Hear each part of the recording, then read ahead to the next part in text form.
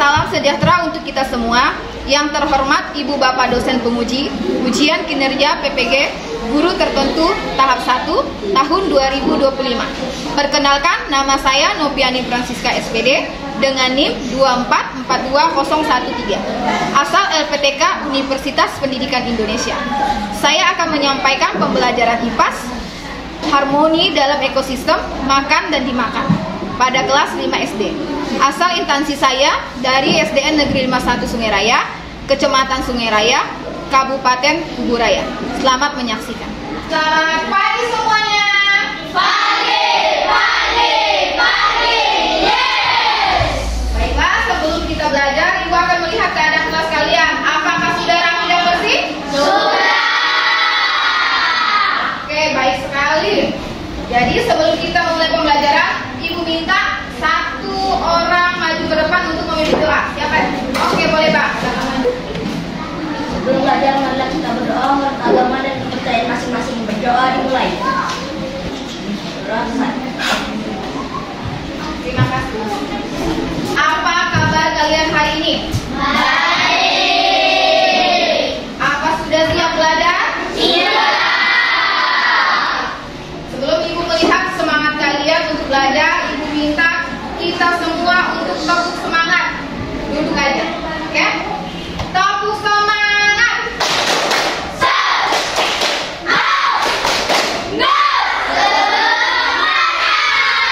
Ibu akan memperlihatkan dua pembelajaran kita pada hari ini. Nah, di sini ada 3 tujuan pembelajaran untuk materi kita hari ini. Bisa dilihat di depan. Nah, untuk tujuan yang pertama adalah peserta didik dapat mendeskripsikan hubungan antar makhluk hidup yang berkaitan dengan makan dan makanan dalam bentuk rantai makanan. Yang kedua, peserta didik dapat mengidentifikasi peran makhluk hidup pada rantai makanan. Dan yang terakhir, peserta didik dapat mendeskripsikan hubungan makhluk hidup pada jaring-jaring makanan ekosistem yang lebih besar. Nah, ini adalah tujuan pembelajaran kita. Biar kita mengetahui apakah yang harus kita pelajari dengan melihat adanya tujuan pembelajaran. Kompetensi pembelajaran, yaitu ada 2. Yang pertama adalah mendeskripsikan proses transformasi antar makhluk hidup. Dan yang kedua, mendeskripsikan bagaimana transformasi energi dalam suatu ekosistem yang berperan penting dalam menjaga keseimbangan alam. Nah, setelah itu, kenapa kita harus menyampaikan tujuan dan kompetensi? Agar kita mengetahui apa sih yang harus kita pelajari untuk selanjutnya. Nah, untuk pembelajaran kita masuk pada bagian kegiatan kita harmoni dalam ekosistem makan dan dimakan. Nah, ini yang akan kita bahas. Siapa sih yang dimakan? Siapa sih yang memakan? Apa sih ekosistem itu? Nah, nanti akan Ibu jelaskan. Sebelum Ibu menjelaskan materinya, di sini Ibu akan menanyakan 2 pertanyaan. Nanti siapa yang ingin menjawab silahkan angkat tangannya. Pertanyaannya adalah, agar dapat bertahan hidup, apa yang harus dilakukan makhluk hidup? Siapa? Oke, kita Bang. Setiap makhluk hidup di muka bumi membutuhkan makanan untuk mengisi energi dan bisa mampu bertahan hidup. Hewan maupun tumbuhan saling bergantung satu sama lain di dalam rantai makanan. Oke, tepat sekali jawabannya. Boleh tepuk tangan untuk temannya. Jawabannya tepat sekali dengan materi yang akan Ibu sampaikan pada hari ini, yaitu makhluk hidup tidak bisa hidup tanpa yang lainnya. Yang kedua, apakah manusia, tumbuhan, dan hewan dapat bertahan hidup tanpa makhluk hidup lainnya? Tidak. Oke, jawabannya tepat sekali. Jawabannya tidak. Tepuk tangan untuk kita semua.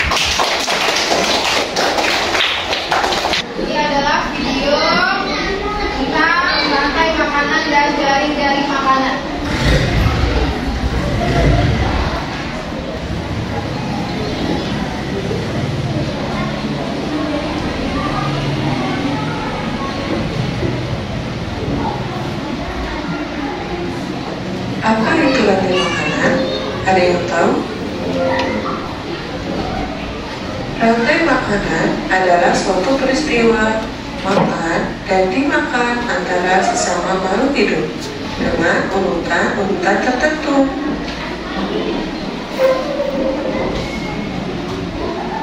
Nah, di sini ada rantai makanan. Tepuk semangat.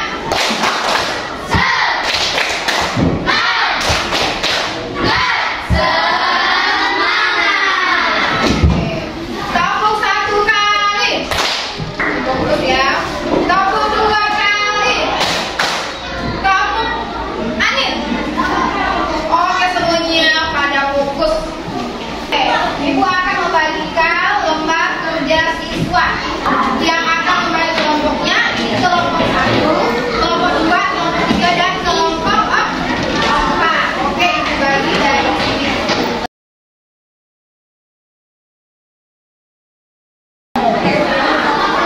Boleh diskusikan dengan teman kelompoknya. Jika ada yang ingin ditanyakan, silakan tanyakan sama ibu.